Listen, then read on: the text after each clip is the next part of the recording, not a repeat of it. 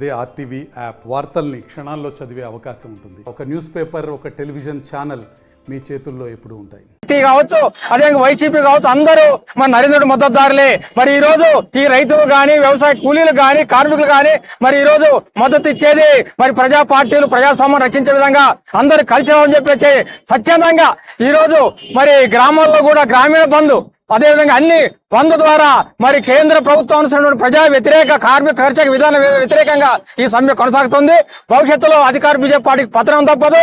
ఆ పార్టీకి మద్దతున్నటువంటి అధికార వైసీపీ ప్రభుత్వాలు కూడా ప్రజలే గుణపడం చెప్తున్న హెచ్చరిస్తూ ప్రధానమైన డిమాండ్లు కార్మిక చట్టాలు యథావిధిగా కొనసాగించాలి, 40 చట్టాలని, రైతులు అప్పులు మాఫీ చేయాలి, పత్తర పంట రుణాలు ఇవ్వాలి, పంటల బీమా అమలు చేయాలి, కార్మికులు కనీస వేతనం 26,000 రూపాయలు ఖచ్చితంగా ఇవ్వాలి, అసంఘటిత కార్మికుల్ని రెగ్యులర్ చేయాలి, అదేవిధంగా ఉద్యోగస్తుల యొక్క మరి చిన్న ఉద్యోగులు కావచ్చు, పెద్ద ఉద్యోగులు కావచ్చు, చిన్న వ్యాపారం అందరినీ ఆదుకో దిశగా చట్టాలు తయారని చెప్పేసి డిమాండ్ చేస్తూ ఈ రోజు కేంద్ర కార్మిక సంఘాలు సమ్మెకు పిలుపునివ్వడం జరిగింది. ఆ సందర్భంగానే ఈ రోజు వాజ్పేయి గారు పితృపాపన అంటే కార్మికులు ఊతాలుగా పెట్టుకుని ఈ రోజు కార్మికులు చంపే విధానంగా ప్రవర్తిస్తున్నాడు.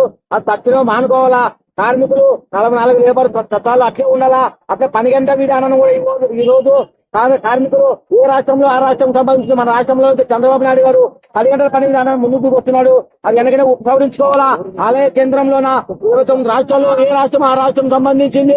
ఆ రాష్ట్రం పనిలో కూడా చట్టాలు చాలా ఉద్భరంగా ఉంది. కార్మికులు కూడా 8 గంటల పని విధానం కాదు, 10 గంటల విధానము, 12 గంటల విధానం కొన్ని రాష్ట్రాలు అమలు చేస్తున్నవి. ఇది మహిళా కార్మికులు చాలా ప్రమాదం ఉంది. 8 గంటల పని విధానమే ఉంది. మామూలు పని భారం అంటే ఈ రోజు కార్మికులు మహిళా కార్మికులు 10 గంటల పని విధానం ఎలాగ చేస్తారు. కార్మికులు చాలా ఇబ్బంది ఉంది. కేంద్ర ప్రభుత్వం తక్షణమే కార్మిక చట్టాలు అట్లా 44 చట్టాలు అలాగే ఉండాలా.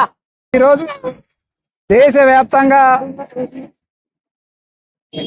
కార్మిక సంఘాల ఆధ్వర్యంలో మరి సమ్మె నిర్వహించడం జరుగుతున్నది. దీనికి ముఖ్య ఉద్దేశం కేంద్ర ప్రభుత్వం పని గంటల విధానాన్ని పెంచుతూ కనీస వేతనం 26,000 ఇచ్చేందుకు ముందుకు రాకపోవడం, మహిళలు కూడా రాత్రి వేళల్లో 10 గంటలు పని చేయాలని మరి చేప కింది నీరులాగా 3వసారి అధికారంలోకి వచ్చినట్టు బీజేపీ ప్రభుత్వం, అదేవిధంగా రాష్ట్రంలో ఉన్నటువంటి కూటమి ప్రభుత్వం కార్మికుల హక్కులు కాలు రాసే విధంగా కార్మికులు సాధించుకున్నటువంటి